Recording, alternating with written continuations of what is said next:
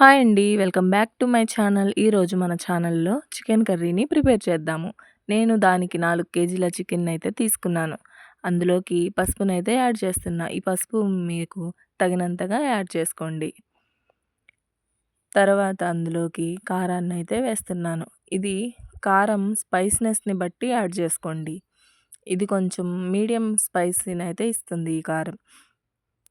ఇది యాడ్ చేసుకున్న తర్వాత అందులోకి కల్లుప్పునైతే వేస్తున్నాను. ఈ కల్లుప్పు ఖచ్చితంగా ఉప్పు అయితే సరిపోయింది మాకు టేస్ట్ చూసుకుంటే.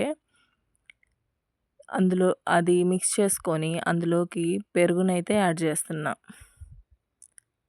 పెరుగు వేసి మ్యారినేట్ చేయాలి.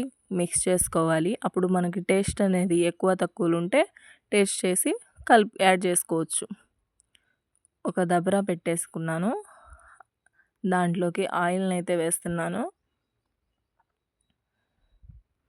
ఆయిల్ కొంచెం హీట్ అవ్వంగానే అందులోకి బిర్యానీ మసాలాలైతే యాడ్ చేస్తున్నాను. చెక్క, లవంగాలు, యాలకులు, జాజి పువ్వు, మరాఠీ మొగ్గ, ఈ బిర్యానీ ఆకు, షాజీరా, కసూరి మేతినైతే యాడ్ చేస్తున్నా. కొంచెం కొంచెంగానే వేశాను. ఇది మనకి ఫ్లేవర్‌నైతే ఇస్తుంది. ఫ్లేవరు, ఘాటుని మనం చికెన్ మసాలా యాడ్ చేసుకునే పని లేకుండా. అది కొంచెం వేగంగానే అందులోకి ఉల్లిపాయలనైతే వేసేస్తున్నా. ఇది కొంచెం చేంజ్ అవ్వంగానే అందులోకి పచ్చిమిరకాయలనైతే వేశాను. ఒక 4, 5 పచ్చిమిరకాయలైతే వేశాను. మీరు కారాన్ని తినేదాన్ని బట్టి కొంచెం ఎక్కువైనా యాడ్ చేసుకోవచ్చు. గరిటెతోటి తిప్పుకోవాలి. కొంచెం కలర్ చేంజ్ అవ్వాలన్నమాట. తర్వాత అందులోకి టమాటాలనైతే యాడ్ చేస్తున్నా. ఈ టమాటాలు 7 వరకు ఉంటాయి అనుకుంటా. సుమారుగా నేను ఉరామారిగ్గా వేస్తున్నాను. అవి కూడా చక్కగా వేగాలి. మాడకుండా అప్పుడప్పుడు మనం గరిటెతోటి తిప్పుకుంటా ఉండాలి చూసుకొని.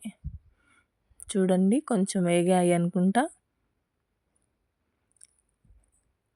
ఈ విధంగా ఉండగా అప్పుడు మనం అల్లం వెల్లుల్లి పేస్ట్‌నైతే యాడ్ చేసుకోవాలి. అల్లం వెల్లుల్లి పేస్ట్ కూడా పచ్చివాసన పోయే వరకు వేయించుకున్న తర్వాత అందులోకి కొబ్బరి పేస్ట్‌నైతే యాడ్ చేశాను. అది కూడా కొంచెం పచ్చివాసన పోయి కలర్ చేంజ్ అవ్వంగానే మ్యారినేట్ చేసుకున్న చికెన్నైతే యాడ్ చేసుకోవాలి. 2 అవర్స్ అయితే నేను మ్యారినేట్ చేసుకొని పక్కన పెట్టుకున్నాను. దానివల్ల ముక్కకి ఉప్పు, కారం అది అన్నీ కరెక్ట్‌గా పడతాయి. కొంచెం ఒక 10 మినిట్స్ మూత పెట్టేసి పక్కన ఉంచుకోవాలి. ఆ తర్వాత అందులోకి వాటర్‌నైతే యాడ్ ముక్కల పైనకి వాటర్ వేసి ఉడికించుకోవాలి.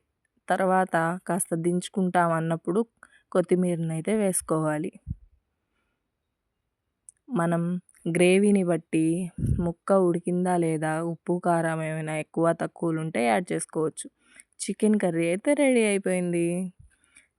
మీకు కనుక నచ్చినట్టయితే సబ్స్క్రైబ్ చేసుకోండి.